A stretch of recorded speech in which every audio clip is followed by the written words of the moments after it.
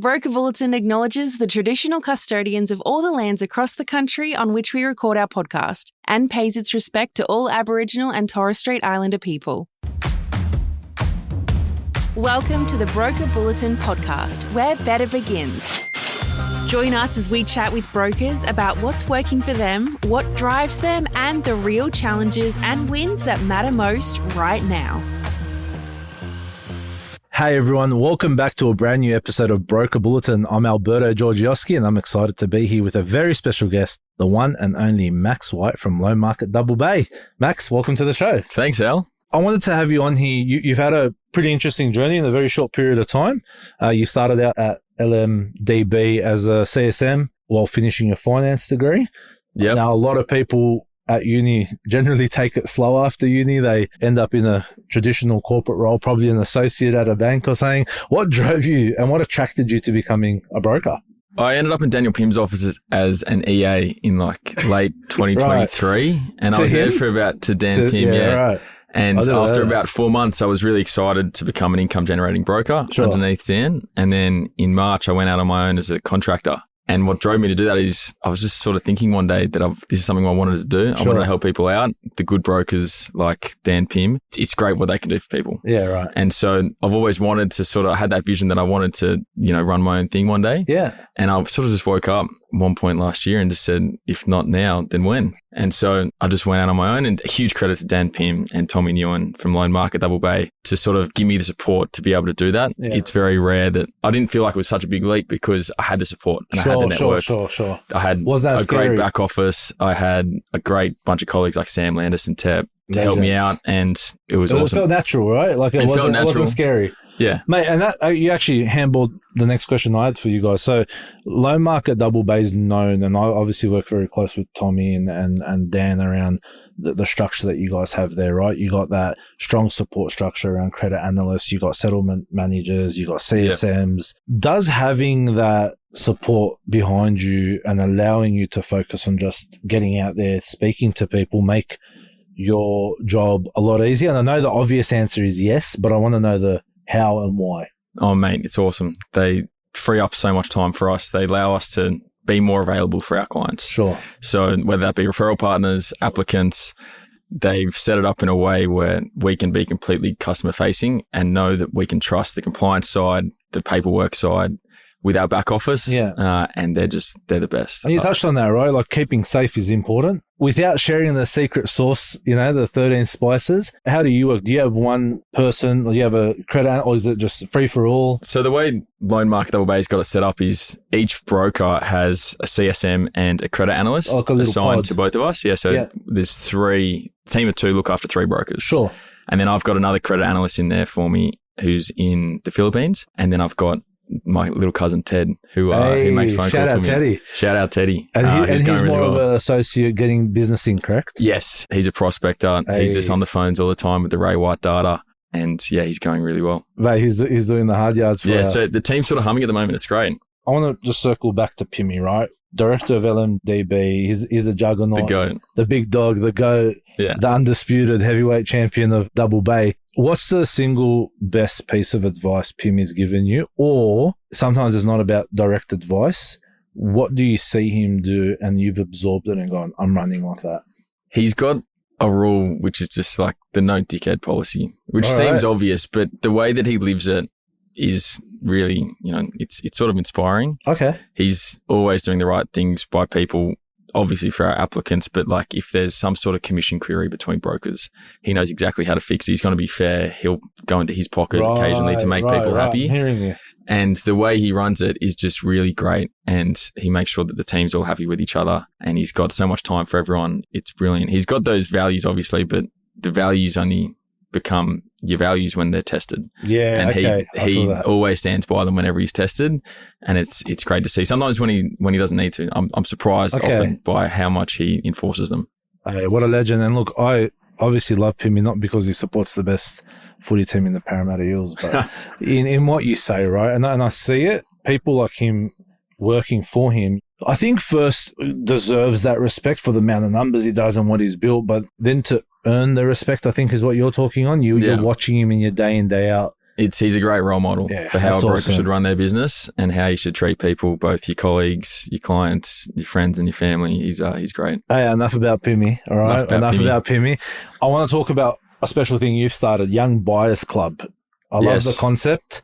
Where did it come from and what were you trying to fill? What was the gap in the market? It came from the great Ange Tracy, actually. Okay. She came up with the idea and it's sort of something which we've always been trying to think about it and the best way to implement it. It's mainly to cut through all the nonsense that you see online. Like if you search up first home buyer on Instagram, for the next month, you're going to get swamped by a bunch of brokers talking about different strategies, different super saver schemes, first home buyer schemes. Sure. There's a lot of information out there that we wanted to have a platform that people could trust and that people could just come to us. We'll assess their situation and tell them, no bullshit, this is what it's like. And also something which we don't expect anything back from that. We just want to help people. I'm a first home buyer myself. And so we just want to put the right information out there without filling it up with too much noise. Yeah, and it's relatable, right? It's people around your age that probably feel confused by it. And look, you're so right. I've had that feedback by family members of mine that are now looking to buy and they come to me saying, can you please tell me what to do? Because I've tried to research it. And we're in the era of too much info, right? Mm-hmm. Mate, buying a property in Sydney is tough, especially in the East. Yeah. It feels impossible for a lot of young people. Or it seems like a dream that's too hard to get to. What's one of the core messages or strategies that you give to your members and really to make them realize, hey, it's actually not that hard to get there? Well, yeah, impossible is a hard word to sort of get around. I would never say it's impossible. Sure. But I understand it's really hard. And it is really hard. You got to work hard. You got to save hard if you don't have, a big gift from your family. Sure. Guarantors, etc. Guarantors, security guarantors, servicing guarantors with a couple banks. There's a lot of different strategies out there to use. There's a new lender on the market who you can use a 2% deposit with, which a lot of people are fascinated by. You don't need the full 5% for the scheme. It's obviously, it's very hard. It's all about every situation is different. You never know what's available to you without checking with someone. Yeah. And if you could borrow with someone else, that's really going to help your situation. Yeah. I love that answer. It's all about strategy. There's no one. It's all about strategy. We had a couple of siblings buy recently because they came to us that one could borrow like 400 grand, the other could borrow 300. Sure. They came together, borrowed about 650 and they bought something for about 800. My biggest concern on what I see in market right now is brokers or firms talking about that, that one button, do this and trust me, everything else. Yeah. It just doesn't exist, right? And I think what you touch on there is tailored solutions, niche solutions for individuals. Exactly. Every situation's different. You're going to read something or hear something that's not applicable to you. And so it's really important to get the cut through and get the right information for your situation rather than, listening to the guys on Instagram who are filming in their backyard. No financials, no pay slips. Just exactly. It's not right. Mate, I want to turn to you for a little bit. You've had recently a huge month, 35 mil, I think it was, there or thereabouts of a PB. And that's wild, right? Time in industry to have a very big month like that's amazing. For the younger brokers out there and entrepreneurs listening, what does that actually look like? 36 mil in 1 month's a lot. How hard were you working to get there? I definitely couldn't have done it by myself. Right. Like there's no way that would, it's a solo effort. There's support from, Dan Pim, Tommy, the back office team. Sure. I was really fortunate that a couple big deals landed in the same month. Okay. Obviously that contributes to the numbers that I've been working on for a while, but it's a lot of time on the phone, a lot of time with clients. It's a lot of time talking strategy. With the big deals, you really got to know every situation possible, especially as a young broker or, a young entrepreneur when you're dealing with people who have the net worth 10, 20, 30 times the size of yours, maybe more, then it's really important that you know everything about their situation. Sure. So when they ask you a question, you know what they're talking about and you can still provide value. Otherwise, they're going to think you're just young, dumb and broke. It's interesting. It's so true. I want to stay on this for a minute.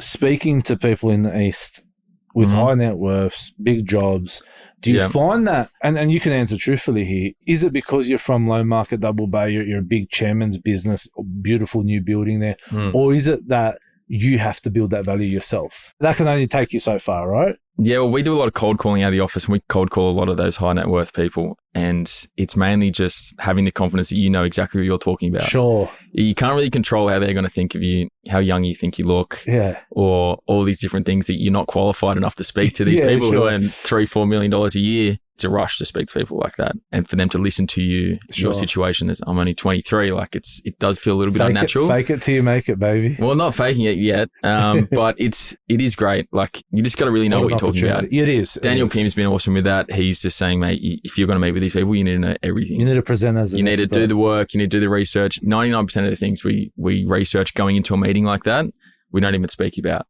Because it's just in our back pocket. Okay. We don't just research, right? Well, if you buy property for $9 million, you're going to borrow $6 million. This is the purchase budget. We have 15 in our back pocket in the car. And so it's not something which we're just printing one option. We might not know everything about what they want to do. They're going to be more impressed the more you over-service and over-deliver for them. Yeah, 100%. I really like that. It's being the expert. I think to capture all of that, you have to be an expert. When you're sitting in front of somebody, irrespective of age, experience, they need to feel as if you're giving that expert advice. Exactly. Really good call out, mate. Young Buyers Club, where do you see it over the next couple of years? Are we passing it down? Is Teddy in the running to one day run it or what? Yeah, Teddy could run it. It is great. We've ran some seminars with them. Sure. Young Buyers seminar, and we've done 2 of those. And then I also interviewed Ro Knox during the federal election last year. It's awesome. Good opportunity. Which was great. Yeah. And it's more so just, giving people the right information, source you can trust, and not those people who just sort of want to get business. Be an authority in the industry. If you sign up to the Young Buyers Club and you follow our page, we're not going to contact you 15,000 times. Sure. We're not going to try and hustle down and get your business. We're just an information place. You can come, you can leave, you and can take it. And if it leads to a loan, then if it leads to a loan, fantastic. And if we get to help people, great. But it's more so just providing value to the community. And not being something where we're on the front foot. We're just come and take what you need. Max, it's really interesting. One thing that stands out for me is your humility throughout a lot of what you've spoken about today. It's easy to get caught up in your own head and have a little bit of ego, and you have these big PB months.